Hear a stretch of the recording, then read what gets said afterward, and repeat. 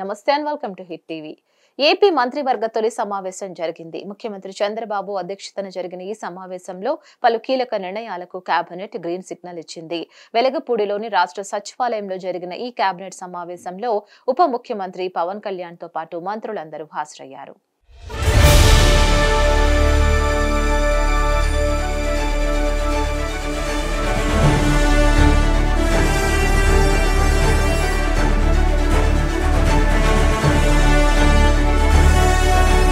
ఆంధ్రప్రదేశ్ రాష్ట్ర మంత్రివర్గ తొలి సమావేశం ముగిసింది. ముఖ్యమంత్రి నారా చంద్రబాబు నాయుడు అధ్యక్షతన సోమవారం వెలగపూడిలోని రాష్ట్ర సచివాలయం మొదటి బ్లాక్ లో కేబినెట్ భేటీ జరిగింది.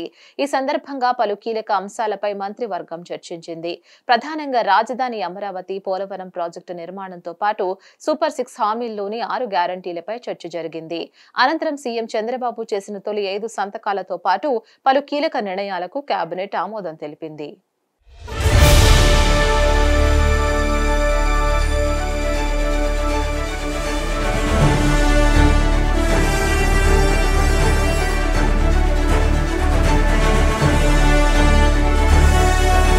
ముఖ్యమంత్రిగా బాధ్యతలు చేపట్టిన తర్వాత నారా చంద్రబాబు నాయుడు ఎన్నికల్లో ఇచ్చిన కీలక హామీల అమలుకు సంబంధించి సంతకాలు చేశారు.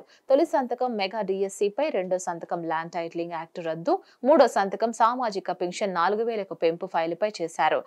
అలాగే స్కిల్ సెషన్స్ ప్రక్రియ చేపట్టడంతో పాటు అన్న క్యాంటీన్ల ఏర్పాటుపైన కూడా చంద్రబాబు సంతకాలు చేశారు.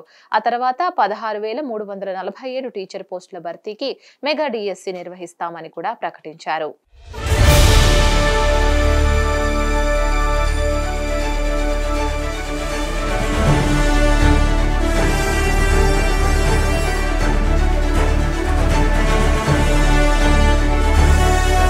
ప్రధానంగా సీఎం చంద్రబాబు చేసిన తొలి 5 సంతకాలకు అమలుకు రాష్ట్ర కేబినెట్ గ్రీన్ సిగ్నల్ ఇచ్చింది.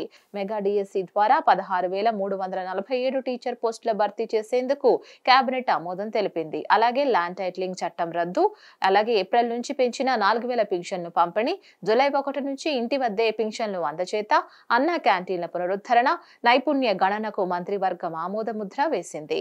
కాగా మెగా డిఎస్సి ప్రక్రియ జూలై 1 నుంచి ప్రారంభం కానుండగా డిసెంబర్ 10వ తేదీలోపు 16,347 పోస్టులను భర్తీ చేయనున్నారు.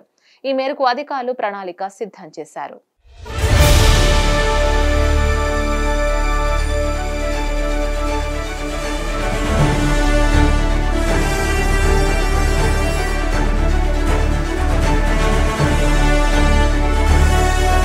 గత ప్రభుత్వం ఇప్పటి వరకు నెలకు 3000 పింఛన్ పంపిణీ చేసింది. రాష్ట్ర వ్యాప్తంగా దాదాపు 65 లక్షల మంది పింఛనుదారులు ఉన్నారు. కాగా ఎన్నికల ప్రచారం వేళ చంద్రబాబు కీలక హామీ ఇచ్చారు. తాము అధికారంలోకి వస్తే పింఛన్లు ఒకసారి 4000కు పెంచుతామని ప్రకటించారు. అది కూడా ఏప్రిల్ నుంచి పెంచిన పింఛను అందిస్తామని తెలిపారు. అన్నట్లుగా కేబినెట్ మీటింగ్ లో ఈ హామీకి ఆమోదం తెలిపారు. ఏప్రిల్, మే, జూన్ నెలకు సంబంధించిన 1000తో కలిపి 65 లక్షల మంది పింఛనుదారులకు వచ్చే నెలలో 7000 చొప్పున పింఛను అందనుంది. ఆ తర్వాత ఆగస్టు నుంచి 4000 పింఛన్ను అందుకుంటారు. ఎన్టీఆర్ వైద్య విశ్వవిద్యాలయం పేరును జగన్ ప్రభుత్వం వైఎస్ఆర్ హెల్త్ వర్సిటీగా మార్చింది. ఆ పేరును తిరిగి ఎన్టీఆర్ హెల్త్ వర్సిటీగా మార్చేందుకు రాష్ట్ర మంత్రివర్గం ఆమోదం తెలిపింది. దీంతో పాటు పలు కీలక అంశాలపై చంద్రబాబు నేతృత్వంలోని మంత్రివర్గంలో చర్చించి ఆమోద ముద్ర వేసింది.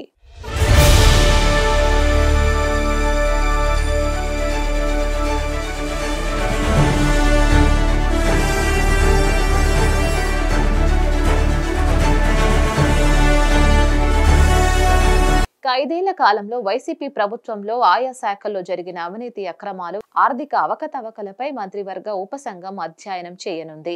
మంత్రివర్గ ఉపసంఘంలో ఆర్థిక శాఖ మంత్రి పయ్యావుల కేశవ్, నాదెండ్ల మనోహర్, హోంమంత్రి అనిత, రెవెన్యూ శాఖ మంత్రి అనగాని ఉండే అవకాశం కనిపిస్తోంది.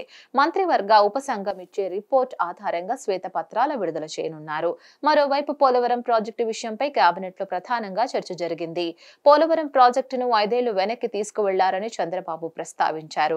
గత ప్రభుత్వ హయాంలో డ్యామేజ్ కు గురైన డయాఫ్రమ్ వాల్ నిర్మాణం ఏ విధంగా చేయాలనే దానిపై కేబినెట్ లో చర్చ జరిగింది. ఈ నేపథ్యంలోనే అమరావతి నిర్మాణాన్ని ఏ విధంగా ముందుకు తీసుకువెళ్లాలి, నిధుల సమీకరణ ఏ విధంగా చేయాలి అనే అంశంపై కేబినెట్ లో చర్చించినట్లు సమాచారం. మరిన్ని అప్డేట్స్ కోసం please like, share and subscribe to hit TV. Hit TV app ని డౌన్లోడ్ చేసుకోండి. ఇందులో short news, live news, entertainment, movies అన్ని అవైలబుల్ గా ఉన్నాయి. please download Hit TV app. Hit TV app hit TV యాప్ని ఫ్రీగా డౌన్లోడ్ చేసుకోండి.